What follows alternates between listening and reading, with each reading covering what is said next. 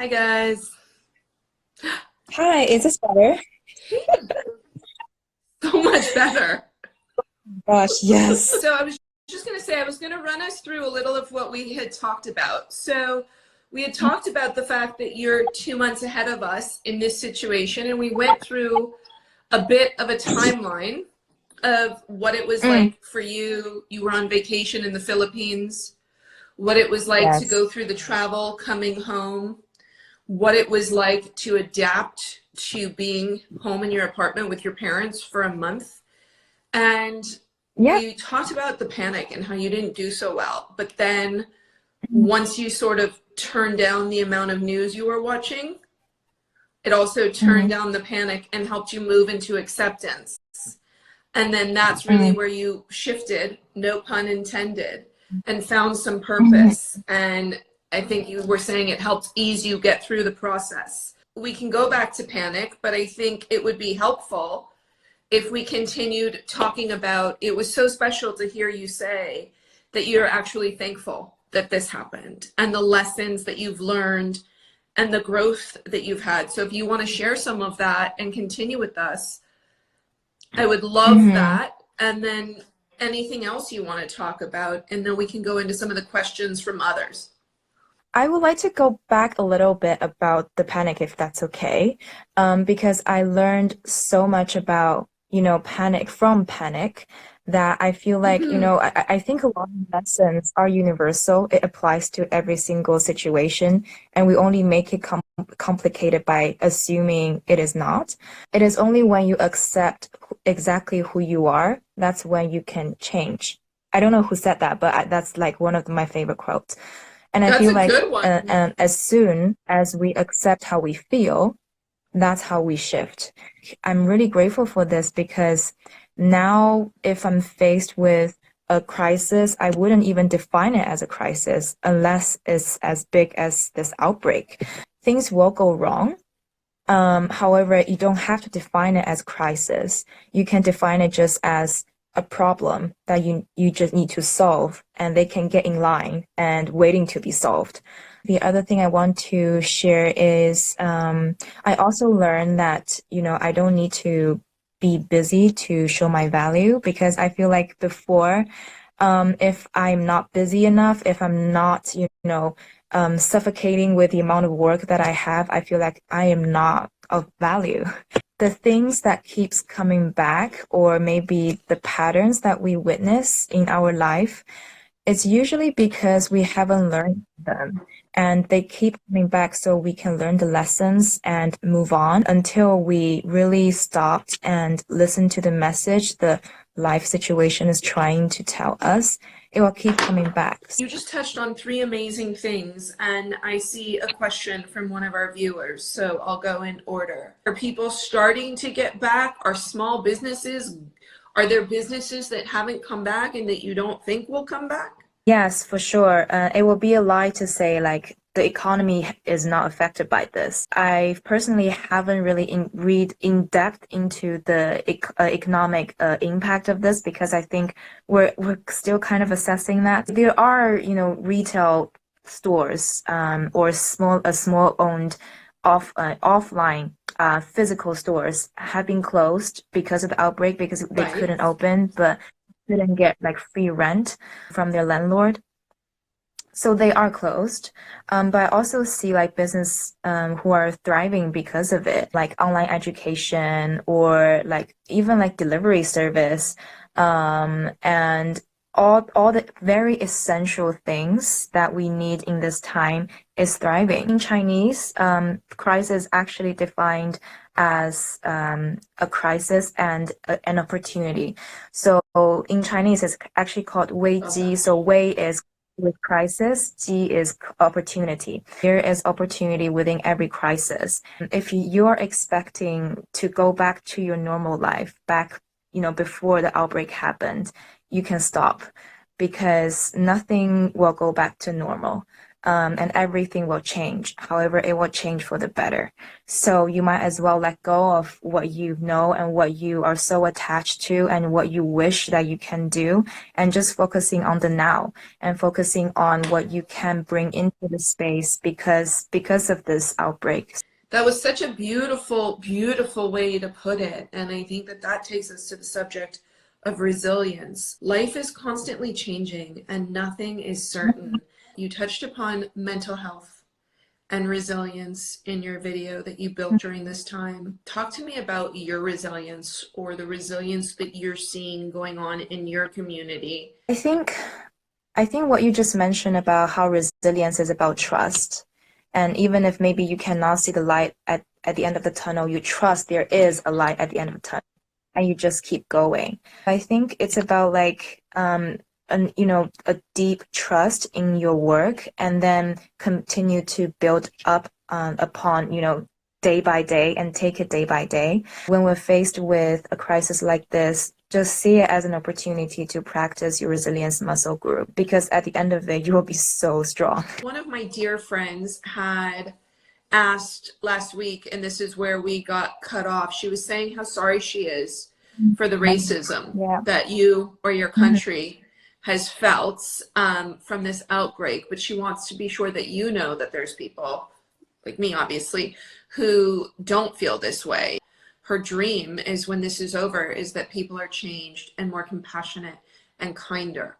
Are you seeing a difference or feeling a different energy around, like, the people that are around you, or people at work, or friends, or strangers on the street? Are you noticing change? I talked to our Wuhan team, so our team in Wuhan, like, just check upon them and see how they're doing. They're even more optimistic than we do. Like, we're worried about them, but they're telling us, like, no, don't worry, like, we're completely fine, and we are, taking actions, and we are uniting as a team and do even better than before. Yes, I definitely see a change, and I'm feeling like all the love online as well. Like, when I admit that I was hurt from the racism, I think a week ago, I think it's the people who commented, like, keep going, we need your content. It's all of you guys that really helped me to heal. And I feel like it's a time where maybe we will get hurt, maybe we'll get frustrated, but we have each other and we know we will be okay. What we're going through is not very different from regular life, because there's no guarantee that, life is uncertain. So I actually did not know what a wet market was. Do you think so? Okay, so what do you think will happen to the wet markets was one, and will this change how people act and live? Does it lead to dietary differences in China? So I actually got that comment a lot, like, stop eating shit, and what are you going to do about the wet market? First of all, it's a very small proportion of how Chinese eat. Like, if I take a picture of what I eat every day, will probably be the same as yours. Yes, what's happening with the wet market is very, very unacceptable. I think there should be zero tolerance to wildlife animal trading.